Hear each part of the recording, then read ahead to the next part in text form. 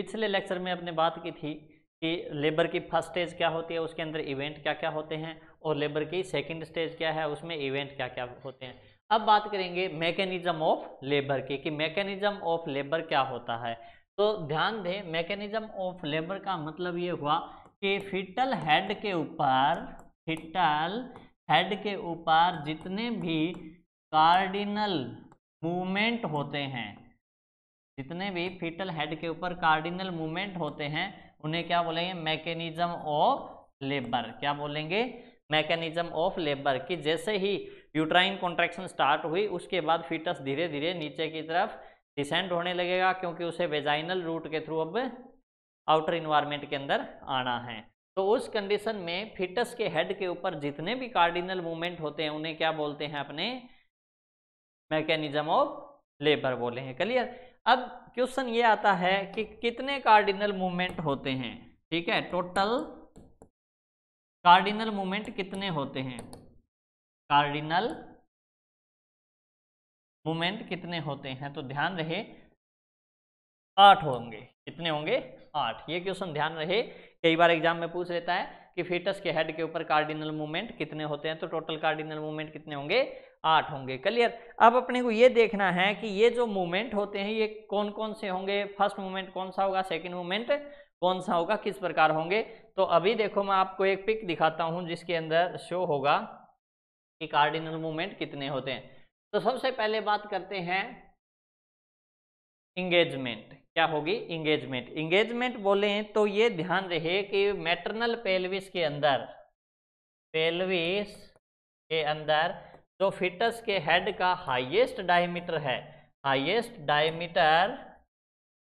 Diameter of foetal head, कि foetus के head का हाईएस्ट डायमीटर है, वो मैटरनल पेल्विस के अंदर आके क्या हो जाएगा, फिक्स हो जाएगा, जिससे फीटस अब मूवमेंट नहीं करेगा। क्योंकि पहले तो क्या होगा, इंगेजमेंट से पहले तो फीटस क्या करेगा, यूट्रस के अंदर मूवमेंट करता रहता है, लेकिन जैसे ही फीटस का हेड ट्रू पेल्विस के अंदर आके फिक्स हो जाता है, उसके बाद वो मूवमेंट नहीं करता, उसे क्या बोलते हैं, इंगेजमेंट। और ये ध्यान रहे, इंगेजमेंट कहाँ पे होती है भाई, पेल्विक इनलेट में, पेल्विक इनलेट के अंदर होगी। ठीक है, तो पेल्विक कैविटी का जो इनलेट पार्ट है, उसके हाईएस्ट डायमीटर के अंदर आके फीटस का हेड है वो फिक्स हो जाता है, उसे अपने क्या बोलेंगे, इंगेजमेंट। क्लियर। तो पहला मूवमेंट तो कौन सा रहेगा, इंगेजमेंट। उसके बाद है डिसेंड। डिसेंड क्या है, कंटिन्यूअस प्रोसेस है, कंटिन्यूअस प्रोसेस है। क्लियर भी, क्योंकि जैसे जैसे फीटस है आगे की तरफ फॉरवर्ड होता है, वैसे वैसे ही उसे क्या बोलेंगे, डिसेंड बोलेंगे। उसके बाद रहेगा फ्लेक्शन। फ्लेक्शन के अंदर अगर देखा जाए तो मैं आपको एक डायग्राम दिखाता हूं यहाँ पे अभी।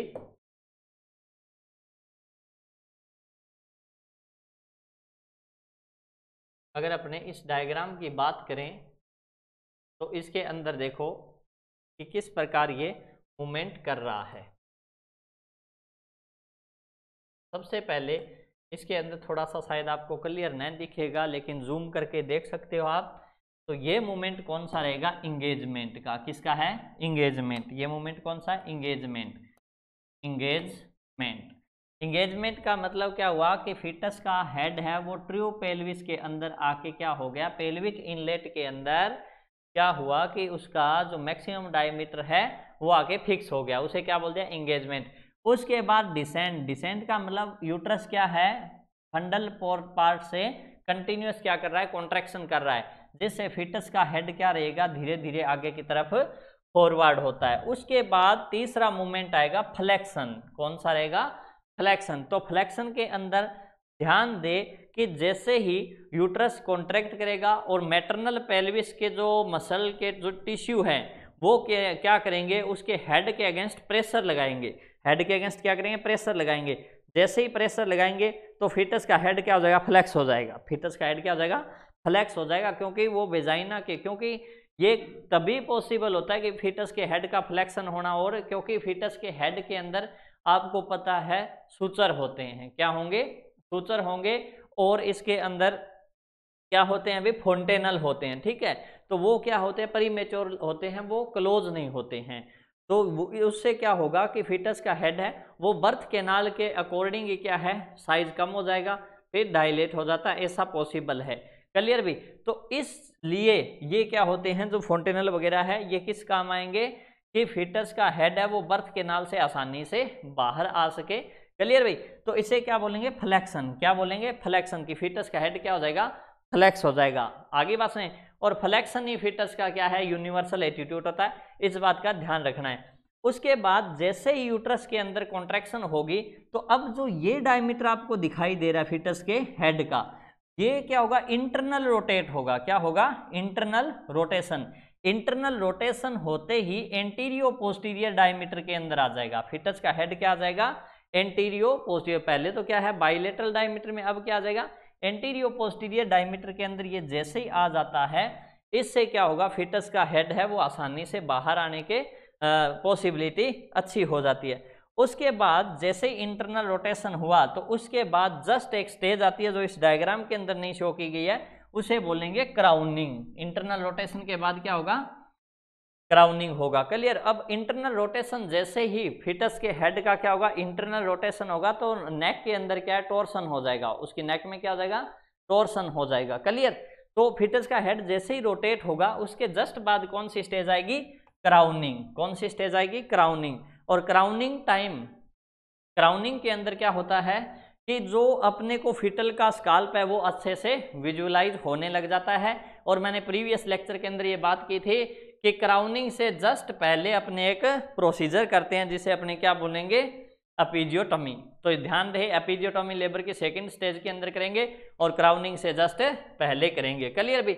अब क्राउनिंग होते ही फिर वापस यूट्रस के अंदर नेक्स्ट कॉन्ट्रैक्शन आता है। तो उस नेक्स्ट कॉन्ट्रैक्शन से क्राउनिंग जैसे ही हुई तो फीटस का हेड यहाँ पे क्या है, रेस्टिट्यूशन फेज में आ जाएगा। क्या आ जाएगा, रेस्टिट्यूशन फेज में। क्यों? क्योंकि पहले क्या हुआ था, इंटरनल रोटेशन हुआ जिससे फीटस की नेक में क्या आ गया, टॉर्सन आ गया।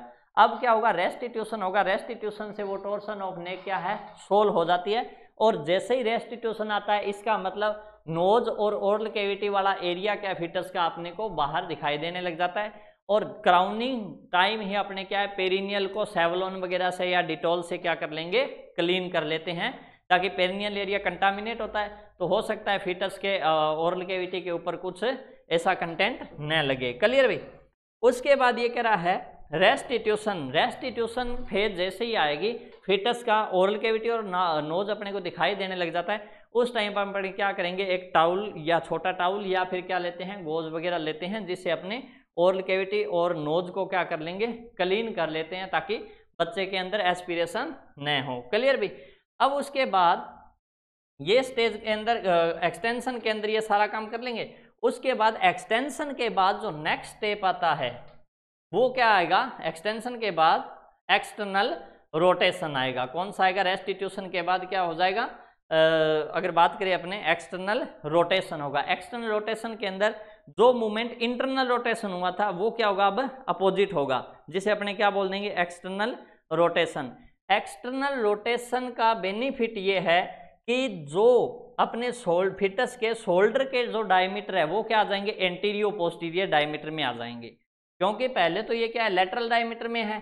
अब जैसे ही एक्सटर्नल रोटेशन हुआ तो फीटस के दोनों शोल्डर क्या है, एंटीरियो पोस्टीरियर डायमीटर के अंदर आ जाएंगे, जिससे एंटीरियर शोल्डर की डिलीवरी हो जाती है। क्या हो जाएगी, एंटीरियर शोल्डर की डिलीवरी। जैसे ये होगा एक्सटर्नल रोटेशन, तो एक्सटर्नल रोटेशन के बाद अपने क्या करेंगे, फीटस के हेड को यहाँ से जाइगोमेटिक से, अपने जाइगोमेटिक एंगल से क्या करेंगे, धीरे से क्या करेंगे, थोड़ा नीचे की तरफ खींच लेते हैं। जैसे नीचे की तरफ खींचेंगे तो ये आगे ऊपर क्या है, एंटीरियर शोल्डर है। क्या है, एंटीरियर शोल्डर। इस एंटीरियर शोल्डर की क्या हो जाएगी, डिलीवरी हो जाएगी। और जैसे ही एंटीरियर शोल्डर की डिलीवरी हो जाए उसके बाद अपने क्या करेंगे, फीटस को थोड़ा सा वापस ऊपर की ओर खींचते हैं। ऊपर की ओर खींचने से पोस्टीरियर शोल्डर की डिलीवरी हो जाती है। क्लियर भाई? इस बात का ध्यान रखना है। और जैसे ही फीटस की डिलीवरी हुई उस टाइम जैसे एंटीरियर शोल्डर की डिलीवरी होगी, एंटीरियर शोल्डर के डिलीवरी के बाद क्या होगा, अभी ट्रंक की डिलीवरी हो जाएगी और पूरे फीटस की डिलीवरी हो जाती है। होते ही अपने क्या करते हैं, 5 मिनट के अंदर अंदर अम्बिलिकल कॉर्ड अपने को कट कर देना चाहिए। क्लियर भाई? और ये डिसीजन लेना होता है इमीडिएट कॉर्ड का, किसके अंदर कट करेंगे, 2 क्लैंप लगाएंगे 2 क्लैंप लगा के अपने अम्बिलिकल कॉर्ड को कट कर देते हैं। लेकिन इसके अंदर कंडीशन देखी जाती है कि अगर फिटस प्रीमेच्योर है तो अपने को अम्बिलिकल कॉर्ड तुरंत कट कर देना चाहिए। अगर प्रीमेच्योर फिटस है, LBW फिटस है, उसका अगर अम्बिलिकल कॉर्ड अपने तुरंत क्लैंप नहीं किया, तुरंत नहीं काटा, तो उसके अंदर हाइपरवोलीमिया होने के चांस हो जाते हैं। क्लियर भी। और अगर मान लो फिटस एनीमिक है तो अम्बिलिकल कॉर्ड को क्या कर देंगे, थोड़ा सा डिले कर देंगे। क्लियर भी। इस चीज़ का ध्यान रखना है। फिर आपको मैंने प्रीवियस लेक्चर में बता दिया था, वार्म कॉर्नर होता है वो बिल्कुल रेडी होता है, तो अपने क्या करेंगे, फिटस को क्लीन करके उसका सेक्स डिटरमाइन करके मदर को दिखा के उसका सेक्स, और तुरंत अपने क्या है बैंड लगा के उसको रेडिएंट वार्मर के अंदर रख देते हैं। और अगर मतलब पूरा ड्राई करने के बाद, क्योंकि पहली प्रायोरिटी क्या होती है, हाइपोथर्मिया से प्रिवेंट करने की। तो ये सारे कितने मूवमेंट है, वैसे तो 9 मूवमेंट है, लेकिन अगर बात करें डिलीवरी ऑफ शोल्डर, ये मूवमेंट इसके अंदर काउंट नहीं होता है। इस बात का अपने को ध्यान रखना है।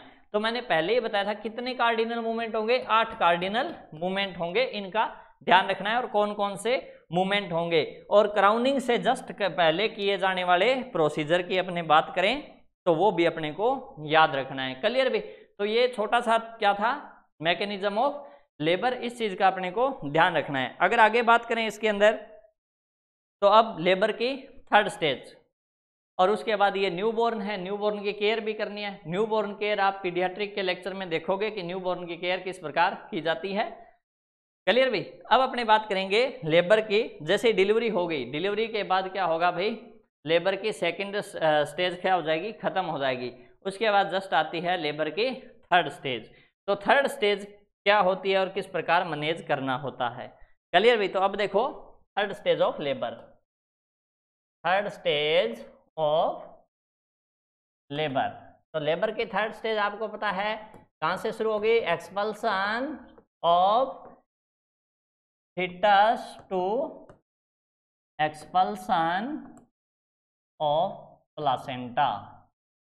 ठीक है अभी तक होती है। और इसमें चाहे प्रीमी ग्रेविडा हो, चाहे प्रीमी ग्रेविडा हो, चाहे हो मल्टी ग्रेविडा, मल्टी ग्रेविडा, दोनों में टाइम ड्यूरेशन कितना लगेगा भाई, प्रीमी और मल्टी में 15 मिनट का।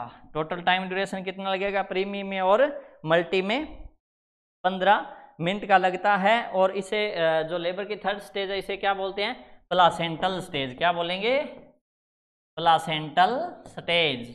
और ये भी अपने को ध्यान रखना है कि ये क्वेश्चन पूछा जाता है कि प्लासेंटा की डिलीवरी या प्लासेंटा का सेपरेशन कौन सी स्टेज में होगा। तो ध्यान रहे, प्लासेंटा का सेपरेशन कौन सी स्टेज में होता है, लेबर की 3rd स्टेज के अंदर होता है, और दोनों में 15 मिनट का टाइम लगता है। अगर प्लासेंटा है वो 30 मिनट से ज़्यादा, मोर देन 30 मिनट अगर यूट्रस के अंदर रह जाए आफ्टर डिलीवरी, तो इसे क्या बोल देंगे, रिटेन प्लासेंटा। क्या बोलेंगे, रिटेन प्लासेंटा बोलेंगे। कई बार क्वेश्चन आता है रिटेन्ड प्लासेंटा किसे बोलेंगे, तो रिटेन्ड प्लासेंटा किसे बोलेंगे अगर 15 मिनट का नॉर्मल टाइम होता है। अगर 15 मिनट तक ठीक है, नॉर्मल है, वेट करेंगे 30 मिनट तक। अगर 30 मिनट से ज़्यादा प्लासेंटा को डिलीवर होने में टाइम लग रहा है तो उसे क्या बोल देंगे, रिटेन प्लासेंटा। क्लियर भी। क्या बोल देंगे, रिटेन प्लासेंटा अगर 30 मिनट से ज़्यादा रहे तो। क्लियर भी। इतनी बात समझ में आ गई। अब उसके बाद अगर बात करें अपने कि प्लासेंटा के सेपरेशन के स्टेच्यू मेथड, मैथ्यू मेथड, वो कोई ज़रूरी नहीं है कि प्लासेंटा है। एक तो क्या होगी, सेंट्रल सेपरेशन होता है, एक मार्जिनल। जैसे अगर मैं आपको बताऊं, लेकिन इससे क्वेश्चन नहीं पूछा जाता, ये नहीं पूछा जाता कि प्लासेंटा सेपरेशन होने के कितने मेथड होते हैं। ठीक है अभी, वैसे तो नॉर्मली 2 होते हैं, एक तो सेंट्रल सेपरेशन, ठीक है पहला मेथड, और दूसरा मेथड होगा मार्जिनल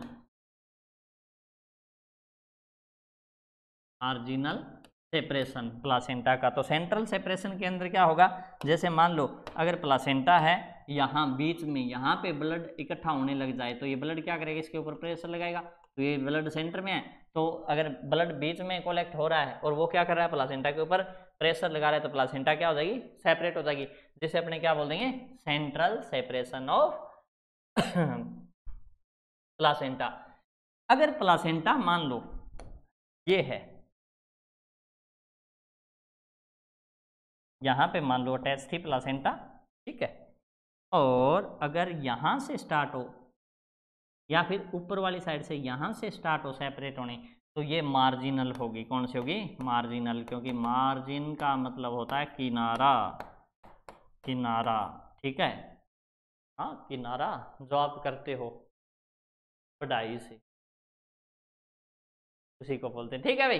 तो मार्जिनल सेपरेशन में क्या है, प्लासेंटा है वो एक साइड से, एक किनारे से सेपरेट होगी। क्लियर भी। अब अपने क्या करते हैं, अपने को कैसे पता चलेगा, ऑब्जर्वेशन से कैसे पता चलेगा कि इस मदर के अंदर जैसे डिलीवरी होने के बाद प्लासेंटा सेपरेट होगी। तो इसमें देखो cord of length, cord of, उल्टा बोल रहे हो रे आप लोग, कॉर्ड ऑफ लेंथ नहीं होता, लेंथ ऑफ कॉर्ड होता है, लेंथ ऑफ कॉर्ड। अगर कॉर्ड की लेंथ क्या हो रही है, इंक्रीज हो रही है, अगर कॉर्ड की लेंथ क्या हो रही है, इंक्रीज हो रही है, ठीक है भाई, तो इसका मतलब वो क्या शो कर रही है कि प्लासेंटा सेपरेट हो रही है। क्लियर भी। अब अपने को ये देखना होता है लेबर की थर्ड स्टेज के अंदर कि जैसे ही फिटस बाहर आ गया, अब अपने देखें फंडल हाइट कहाँ पे है, तो ध्यान रहे जैसे ही डिलीवरी हुई, डिलीवरी होती है अपने फंडल हाइट देखेंगे तो क्या है, जस्ट बिलो अम्बिलिकस मिलेगी। क्या मिलेगी, just below umbilicus. After delivery, after delivery, या ऐसे बोले just after delivery, just after delivery fundal height कहाँ पे होगी, फंडल हाइट कहाँ पे होगी, तो क्या आंसर आएगा, बिलो अम्बिलिकस। क्या आएगा, बिलो अम्बिलिकस। इस चीज का अपने को ध्यान रखना है। क्लियर भी। और उसके बाद देखो अगर अपने को क्या देखना है, इवैल्यूएशन करना है सबसे पहले कि यूट्रस की हाइट, जो फंडस की हाइट है वो जस्ट अम्बिलिकस के ऊपर है, और यूट्रस कैसा है, सॉफ्ट और सॉफ्ट है या फिर बोगी है, क्या है, सॉफ्ट या बोगी यूट्रस है। इसका मतलब उसके अंदर अपने को क्या करना पड़ेगा, मसाज करनी पड़ेगी। क्या करनी पड़ेगी, मसाज करनी पड़ेगी। अगर मसाज नहीं की तो पीपीएच के चांस हो जाते हैं। क्या हो जाते हैं, पीपीएच के चांस हो जाते हैं। क्लियर भी। तो इसमें ना ये पीपीएच का टॉपिक जो मैंने प्रीवियसली आपको कराया है, तो इसमें ध्यान रखे कि यूट्रस अगर सॉफ्ट और वॉगी है तो अपने क्या करेंगे, उसके ऊपर मसाज करनी है। मसाज करने के बाद मदर के अंदर क्या है, वाइटल साइन लेने हैं। और अगर मान लो यूट्रस के अंदर एटोनिक यूट्रस हो गया, उसके अंदर कोई कॉन्ट्रैक्शन नहीं आ रही, तो अपने क्या करेंगे, ऑक्सीटोसिन वगैरह लगाएंगे। और ऑक्सीटोसिन अगर फिर भी ऑक्सीटोसिन से काम न चले तो क्या देंगे, मेथार्जिन। क्या दे देंगे, मेथार्जिन देंगे। क्लियर भी। क्योंकि मेथार्जिन क्या करता है, स्ट्रॉन्ग कॉन्ट्रैक्शन कराता है। क्लियर भी। और ध्यान रहे ड्यूरिंग लेबर, लेबर की सेकंड स्टेज के अंदर कभी भी मेथार्जिन नहीं देना चाहिए। और एक बात और बताना भूल गया मैं, अभी रिपीट कर रहा हूं कि जैसे ही फिटस की डिलीवरी होती है तो नर्स का सबसे पहला काम क्या है कि एक फिटस की डिलीवरी होगी, उसके बाद सब चेक कर लेते हैं कि अंदर दूसरा फिटस तो नहीं है क्या। ठीक है भाई। ये श्योर करने के बाद ही मेथार्जिन देंगे, अदरवाइज तो मेथार्जिन नहीं देते। और अगर लेबर की सेकंड स्टेज के अंदर मेथार्जिन देना पड़े तो हमेशा ध्यान रहे एंटीरियर शोल्डर की डिलीवरी के बाद ही मेथार्जिन देना है, क्योंकि मेथार्जिन यूट्रस के अंदर कॉन्ट्रैक्ट करा देता है, जिससे फिटस के अंदर बर्थ एस्फाइक्सिया या फिटल डिस्ट्रेस के अंदर भी जा सकता है। क्लियर भी। इन तीनों चीज़ों के, तीनों चीज़ों की अपने को क्या करना है, ध्यान रखना है। उसके बाद अपने क्या करेंगे, इस टाइम ध्यान रहे कि प्लासेंटा क्या है, यूट्रस के अंदर ही है। तो मान लो ये यूट्रस है, ठीक है, और प्लासेंटा क्या है, यूट्रस के अभी अंदर ही है। और आप देख रहे हो कि धीरे धीरे अम्बिलिकल कॉर्ड की लेंथ बढ़ रही है, इसका मतलब प्लासेंटा क्या हो रही है, सेपरेट हो रही है। क्लियर भी। और अपने क्या करेंगे, यूट्रस के ऊपर मसाज वगैरह करा के यूट्रस के अंदर कॉन्ट्रैक्शन कराएंगे। और यूट्रस के अंदर जैसे जैसे कॉन्ट्रैक्शन होती जाएगी तो ये यूट्रस का साइज है वो छोटा होता जाएगा। साइज छोटा होता जाएगा तो प्लासेंटा के ऊपर यहाँ पे जितना सरफेस एरिया है प्लासेंटा का, उसके ऊपर प्रेशर पड़ेगा। प्रेशर पड़ने से प्लासेंटा क्या हो जाएगी, सेपरेट हो जाएगी। और इसी टाइम प्रोस्टाग्लैंडिन पीक लेवल पे होगा। किस लेवल पे होगा, पीक लेवल पे। ये अगर क्वेश्चन पूछे ना आपसे कि प्रोस्टाग्लैंडिन का लेवल पीक लेवल पे कब होगा, तो एक ही आंसर देना है, ड्यूरिंग सेपरेशन ऑफ प्लासेंटा, कि जब प्लासेंटा सेपरेट होती है उस टाइम जो प्रोस्टाग्लैंडिन का लेवल है वो क्या रहेगा, पीक लेवल पे रहेगा। इस बात का अपने को ध्यान रखना है। क्लियर भी। उसके बाद आपने देखा कि प्लासेंटा अभी बाहर नहीं आई है, ठीक है, तो अपने क्या करेंगे, मैन्युअली भी इसको सेपरेट करा सकते हैं, ठीक है। और उसके बाद देखेंगे कि प्लासेंटा अगर अंदर है, सेपरेट हो गई और अंदर है, बाहर नहीं आ रही, तो अपने क्या कराएंगे, कंट्रोल कोड ट्रैक्शन,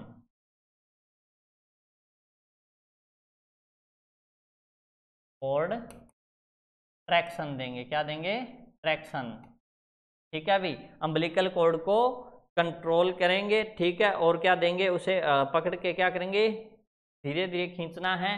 ध्यान रहे झटके के साथ अम्बिलिकल कोड को नहीं खींचना है, ठीक है। धीरे धीरे अम्बिलिकल कोड को खींच के अपने क्या करेंगे, प्लासेंटा को बाहर निकालेंगे, जिस टेक्निक को क्या बोलते हैं, कंट्रोल कोड ट्रैक्शन। अब जैसे ही प्लासेंटा आ गई बाहर, तो प्लासेंटा के अंदर अपने प्लासेंटा का एग्जामिनेशन कर लेंगे। एग्जामिनेशन में ये क्या होते हैं, कोटिलेडोन्स, क्या होते हैं, कोटिलेडोन्स होते हैं। ये चेक कर लेते हैं कि ये पूरे है या नहीं। अगर इनमें से एक भी आपको मिस मिले, इसका मतलब क्या है, वो यूट्रस के अंदर अभी रिटेन रह गया और फर्दर वो आगे जाके क्या करवा सकता है, पीपीएच की कंडीशन कोज करवा सकता है। ये एग्जामिनेशन कर लेना है। और अम्बिलिकल कोड का एग्जामिनेशन कर लेना है कि उसके अंदर इस प्रकार 2 आर्टरी और 1 वेन है या नहीं, मीन्स ये मुस्कुरा रहा है या नहीं। अगर मान लो एक आंख इसकी क्या हो जाए, इस प्रकार होगी, मान लो कि एक आर्टरी है ही नहीं, ठीक है। अगर एक आर्टरी नहीं है तो ये डेफिनेटली क्या कर सकता है भाई, आगे जाके बच्चे के अंदर श्योर हो जाओ कि बच्चे के अंदर क्या होगा, कोई ना कोई कार्डियक अबनॉर्मलिटी मिलेगी अगर एक आर्टरी नहीं है तो। इसलिए अम्बिलिकल कोड के अंदर हमेशा ध्यान रहे 3 चीजें देख लेनी चाहिए, 2 आर्टरी और 1 वेन, अच्छे से देख लेनी चाहिए, ऑब्जर्व कर लेनी चाहिए। क्लियर भी। उसके बाद अगर बात करें अपने जब आप डिलीवरी कराते हो तो उस टाइम 3C का ध्यान रखना चाहिए। किसका, 3C, मतलब clean hand,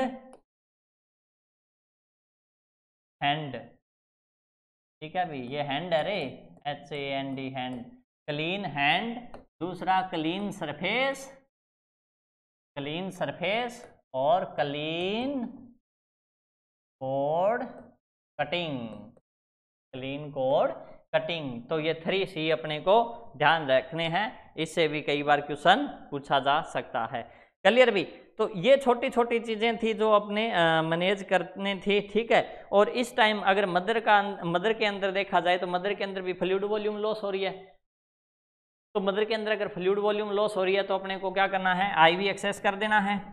clear, IV access करके IV फ्लूइड है वो स्टार्ट कर देना है। उसके बाद इस कंडीशन के अंदर जब जैसे ही मान लो डिलीवरी हुई, ठीक है, तो मदर के अंदर क्या है, टेम्परेचर भी डाउन हो सकता है, उसको शिवरिंग भी हो सकती है मदर को, तो ये भी अपने को ध्यान रखना है कि उसे कोई ब्लैंकेट वगैरह दे देना है। क्लियर भी।